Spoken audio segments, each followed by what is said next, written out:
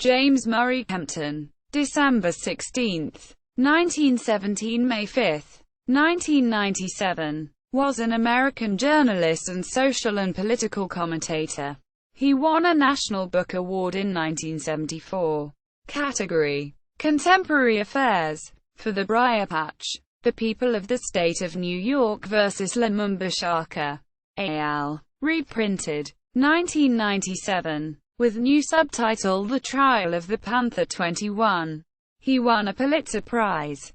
Category: Commentary, in 1985 for witty and insightful reflection on public issues in 1984 and throughout a distinguished career. Quote, biography. Kempton was born on December 16, 1917 in Baltimore, the son of Sally Ambler and James Branson Kempton, a stockbroker. Kempton's father died of influenza shortly after his birth, leaving the family in financial straits.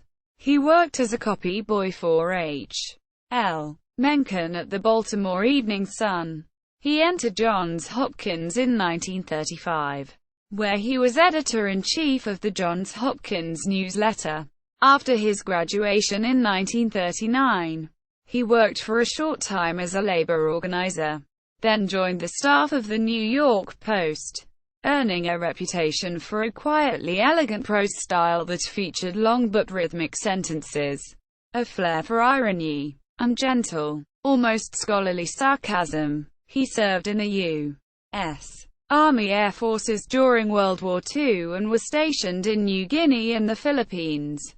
He rejoined New York Post in 1949 as labor editor and later as a columnist. He also wrote for the NYC-based World Telegram and Sun and a short-lived successor, the World Journal Tribune, a merger between the Telegram, the New York Herald Tribune, and the New York Journal American.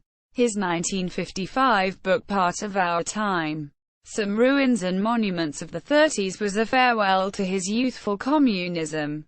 During 1958 and 59 he spent a year in Rome on a scholarship of the U.S. Italy Fulbright Commission. During the 1960s he edited The New Republic. He returned to the New York Post yet again in 1977 after it was bought by Rupert Murdoch. In 1981, he became a columnist for Newsday, the Long Island-based daily. Additionally, Kempton was also a regular contributor to the New York Review of Books, Esquire magazine, CBS's Spectrum Radio Opinion Series, and National Review, the conservative magazine with whose editor, William F. Buckley, Jr., Kempton had enjoyed a long-time friendship that grew from their ideological rivalry. Known as a modest, courtly man who was generous with fellow journalists and friends, Kempton wasn't without his eccentricities. He never learned to drive, and could often be spotted riding a bicycle in New York City wearing a three-piece suit.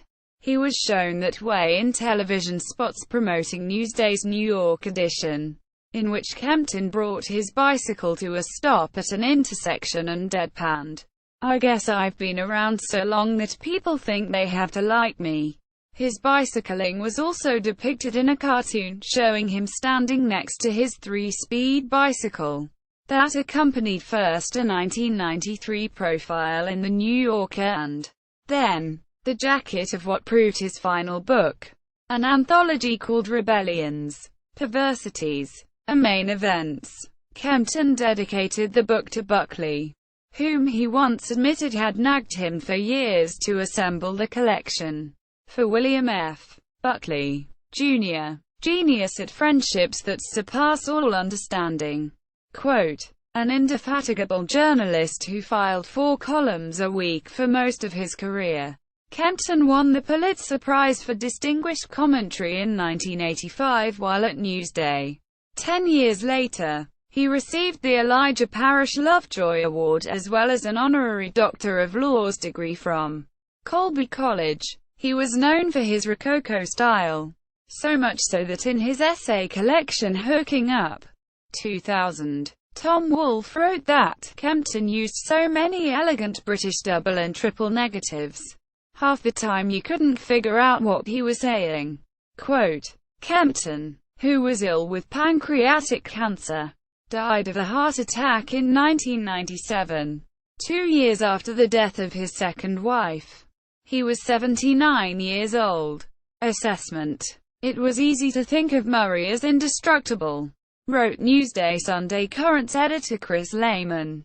Although he was at an age when many people settle into dotage, he could, and did, run circles around us all. After New York Newsday folded in 1995, an op-ed space shrank in the Long Island Mother edition of the paper. Murray complained regularly about only being able to file his column 2 times a week instead of 4. Buckley, in his own near-memoir, Miles Gone By, has recalled Kempton, even at the depth of his illness, planned to write an autobiography and had completed a first chapter, quoting Kempton as saying, "I think I can get it done in 8 or 9 months." Quote. Lehman also recalled Kempton, a devout Episcopalian, ending nearly all conversations with people with, "God bless you, my friend." Quote, Murray, bicycling around New York in his pinstripes with some classical music singing along in his earphones, was not up to Mencken's savage, snooty despair. Critic Alfred Kazan has written of Kempton, Murray always knew, as a true journalist, what was going on around him, and that it was all manner of life in the great terrible city, not human existence in general, that stimulated exhilaration as well as horror at so much violence, greed and dishonesty. Quote, Buckley wrote that H.E. was the most thoughtful and amusing and resourceful journalist in town. He was a great artist, and a great friend. Quote, Works, Socialism Now, Democracy's Only Defense, 1941, Part of Our Time, Some Ruins and Monuments of the 30s, 1955, REPR, 1998, REPR, 2004, America Comes of Middle Age, Columns 1950 to 1962, 1963, The Briar Patch, The People of the State of New York vs. Lumumba Shakur, al. 1973, REPR, AS, The Briar Patch, The Trial of the Panther 21, Da Capo Press, 1997, 1974 National Book Award, Contemporary Affairs, Rebellions, Perversities, and Main Events, 1994,